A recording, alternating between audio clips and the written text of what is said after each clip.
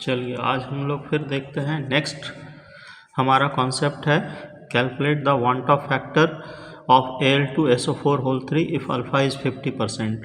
तो ये हमारा कैसे हम लोग फाइंड आउट करेंगे देख लीजिए। अभी यहाँ पे हम लोग फाइंड आउट करेंगे, एल्युमिनियम सल्फेट को ब्रेक कर लेंगे पहले। तो आयोनाइज करेगा ये किस में, एल्युमिनियम की वैलेंसी 3 है तो 3+ चार्ज आएगा और एल्युमिनियम का नंबर 2 है तो 2Al3+ बनेगा। साथ में हमारे पास क्या है, SO4 सल्फेट आयन है। तो सल्फेट आयन पे चार्ज आपको पता है 2- चार्ज होता है और यहाँ पे क्या है आपका 3 सल्फेट आयन है तो 3SO4 2- बन जाएगा। अब देखिए यहाँ पे 2 पार्टिकल बन रहा है और यहाँ पे 3 पार्टिकल बन रहा है। 2 पार्टिकल एल्युमिनियम का और 3 पार्टिकल सल्फेट का, 3 और 2 कितना आ गया 5। तो n की वैल्यू 5 आ गई। अब आपको करना क्या है, यहाँ पे फॉर्मूला अप्लाई करना है simple, alpha is equal to I-1 upon n-1। हमारे पास क्या है, अल्फ़ा 50% है तो 50% का मतलब हो गया 50/100। 50/100 का मतलब 0.5 यहाँ पे लिख देंगे और I-1 अपॉन 4 कर देंगे। 5-1 4 हो गया। अब इसको सॉल्व कर देना है तो I-1 is equal to 0.5 into 4 आया आपका और यहाँ पे I इज इक्वल टू आ गया 0.5 इंटू 4 2 आ जाएगा और ये माइनस इधर आएगा तो प्लस दैट इज़ 3 आ जाएगा। तो इस तरीके से आप अल्फ़ा निकाल सकते हैं किसी भी इलेक्ट्रोलाइट के लिए।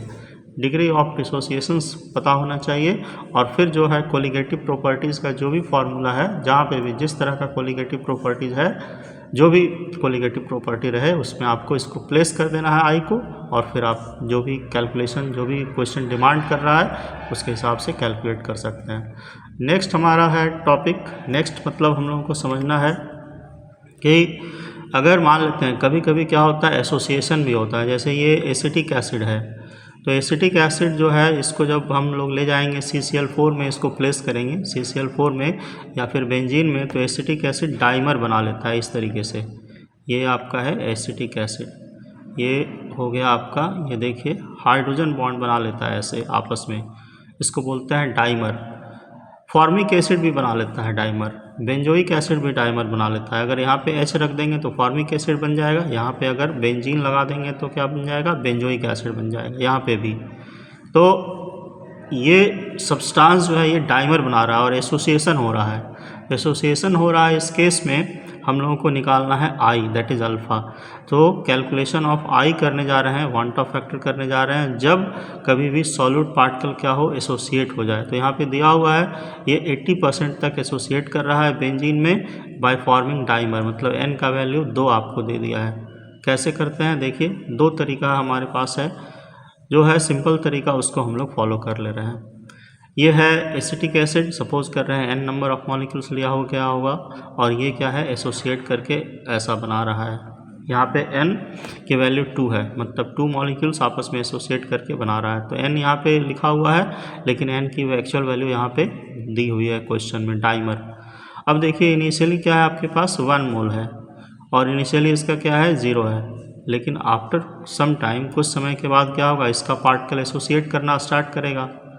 तो 100 पार्टिकल आपने लिया सपोज कर लीजिए और उसमें से 50 पार्टिकल एसोसिएट कर गया तो कुछ ना कुछ तो बचा हुआ रह जाएगा। तो जो बचा हुआ है उसको हम लोग 1- अल्फ़ा से लिख देंगे और जो बना है उसको क्या करेंगे, तो अल्फ़ा मान लीजिए 100 पार्टिकल लिया आपने और 50 एसोसिएट किया तो 50 एसोसिएट किया तो 50 एसोसिएट किया तो 25-25 आपस में जुड़ा होगा और डाइमर बनाया है तो इफेक्टिव नंबर ऑफ पार्टिकल कितना आ जाएगा, 25 आ जाएगा। और 25 को कैसे लिख सकते हैं, 50/2 से। तो ये बता रहा है L/A, अल्फ़ा/n से इसको एक्सप्रेस करेंगे हम लोग। अब आइए, आपको पता है कि I इज इक्वल टू होता है observe number of particle by theoretical number of particle. तो ये है बचा हुआ पार्टिकल एसिटिक एसिड का आफ्टर एसोसिएशन और ये है आपका बना हुआ पार्टिकल डाइमर, जो मीडियम में बना है वो इतना बना है। तो क्या करना है, दोनों को ऐड कर देना है, इसको और इसको, तो वो फिर आपका निकल जाएगा ऑब्जर्व नंबर ऑफ पार्टिकल। तो ऑब्जर्व नंबर ऑफ पार्टिकल निकला, अब इसको थ्योरेटिकल नंबर ऑफ पार्टिकल से डिवाइड कर देंगे, ये आपका I आ जाएगा। I की वैल्यू इस क्वेश्चन में दी हुई है, नहीं निकालना है, अल्फ़ा दिया हुआ है। अल्फ़ा कितना दिया हुआ है, 80%। देखिए इस क्वेश्चन में 80% है तो अल्फ़ा का वैल्यू 80% मतलब 80/100 मतलब 0.8 और n का वैल्यू भी दिया हुआ है। तो हम इसको क्या करेंगे, I is equal to 1- alpha plus alpha by n, तो 1 माइनस अल्फ़ा रख दिए, 0.8 प्लस 0.8/2, इसको सॉल्व करेंगे तो आ जाएगा 0.6, तो आई आ गया 0.6 आ गया। देखिए आई की वैल्यू अगर 1 आए तो ना तो एसोसिएशन हो रहा है ना डिसोसिएशन हो रहा है। आई की वैल्यू लेस देन अगर 1 आए तो समझ लीजिए कि एसोसिएशन हो रहा है, और आई की वैल्यू ग्रेटर देन 1 आए तो समझ लीजिए कि डिसोसिएशन हो रहा है। तो 3 सिचुएशन में मिलेगा आपको आई। इफ़ पार्टिकल्स डिसोसिएट्स, अगर डिसोसिएट किया तो आई का वैल्यू 1 से बड़ा, अगर पार्टिकल एसोसिएट किया तो आई का वैल्यू 1 से छोटा, और अगर ना तो एसोसिएशन हुआ ना डिसोसिएशन तो आई का वैल्यू 1 हो जाएगा। एक क्वेश्चन हम लोग और ले रहे हैं जो काफ़ी ज़्यादातर आता है एग्ज़ाम में, ये है हमारा K4 Fe6। इसमें प्रॉब्लम क्या होता है कि बच्चे स्टूडेंट्स को प्रॉब्लम ये होती है कि इसको आयोनाइज कैसे करें। तो ये देखिए कॉम्प्लेक्स कंपाउंड है, कोऑर्डिनेशन कंपाउंड है। इस कोऑर्डिनेशन कंपाउंड में इसको बोलते हैं कोऑर्डिनेशन स्फीयर, और इसके बीच में ये काउंटर आयन बोला जाता है, इसको काउंटर आयन बोलते हैं। तो ये अंदर ये जो कोऑर्डिनेशन स्फीयर के अंदर में है ये कोऑर्डिनेट कोवैलेंट बॉन्ड है, ये तो ये आयोनाइज नहीं करेगा। ये कोऑर्डिनेशन स्फीयर के जो बाहर है ये आयोनाइज करेगा। तो इसका आयोनाइज करने का तरीका याद रखिएगा तो आपका क्वेश्चन वर्कआउट हो जाएगा। सबसे पहले देखिए ये K4 Fe6 है, 1 पार्टिकल है इनिशियली, और ये 0 है, अभी नहीं टूटा है तो 0 है और 0 है। लेकिन कुछ समय के बाद क्या होगा, इसमें से मान लेते हैं कि अल्फ़ा ब्रेक किया, अल्फ़ा डिग्री ऑफ डिसोसिएशन है, अल्फ़ा ब्रेक किया, इसका क्या बनाया 4 अल्फ़ा बनाया और अल्फ़ा बनाया। अब यहाँ सोचिए कि कैसे ये डिसोसिएट करता है। तो ये देखिए पोटेशियम है ना, पोटेशियम की वैलेंसी तो आपको पता है 1 है और इसका नंबर 4 है, तो यहाँ पे क्या कर देंगे 4K+ कर देंगे। पोटेशियम की वैलेंसी यहाँ पे है, ये देखिए यहाँ पे 1, और इस टोटल की वैलेंसी कहाँ है, यहाँ पे है। तो इसलिए पोटेशियम पे +1 और नंबर कितना हो गया इसका 4, तो 4K+, और इस पूरे की वैलेंसी क्या है, ये है, तो इस पूरे पे कितना आया 4 माइनस चार्ज, और इसका नंबर कितना है 1, तो यहाँ 1 रहेगा।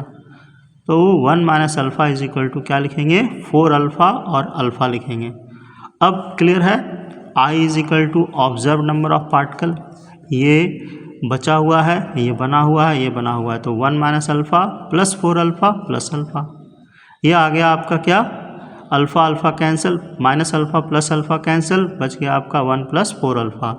आई इज इक्वल टू आ गया 4 इंटू अल्फ़ा। अब आपका जो है 100% दिया हुआ है तो क्या होगा, तो 4 इंटू 1 हो जाएगा 5 हो जाएगा, और अल्फ़ा अगर 60% जैसे इस क्वेश्चन में लिया गया है, आप कोई भी परसेंटेज दिया हुआ रहेगा उसमें घबराना नहीं है। अल्फ़ा आपका कितना है यहाँ 60% है, तो 60% के लिए हम लोग निकाल देंगे, यहाँ पे क्या ले लेंगे हम लोग 60/100, तो 60/100 ले लेंगे तो क्या आ जाएगा 0.6 आ जाएगा, इज इक्वल टू I - 1, ठीक है। और यहाँ 5 - 1, तो I - 1 इज इक्वल टू क्या आ जाएगा 4 इंटू 0.6, तो ये 6.6 और 4 2.4 आ जाएगा, और इधर ये वाला 1 आएगा तो प्लस हो जाएगा, दैट इज़ I आ गया आपका 3.4 आ जाएगा। इस तरीके से आप निकाल सकते हैं। Thank you.